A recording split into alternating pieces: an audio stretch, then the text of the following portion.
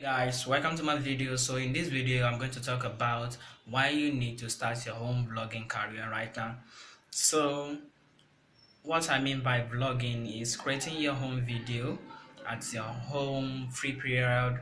So why do you need to start your home vlogging career?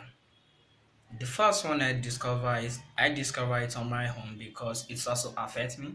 That is confidence. you know it's able to build confidence to face others, to communicate virtually. Some people don't have the confidence to face people, so that's why I'm creating this video. And the second one is it's able to be more creative.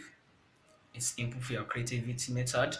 So as soon as you start creating videos, as soon as you get more ideas on video you want to make.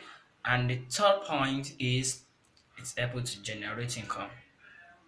Some people have job, but this will serve as a second job. In the meantime, maybe you have some in your break time, maybe your free period, you can just make a little video, maybe 5 to 10 minutes video, and just post this on your Facebook. So if these tips are helpful, don't forget to do what? Click on the subscribe button and like this video. Thanks.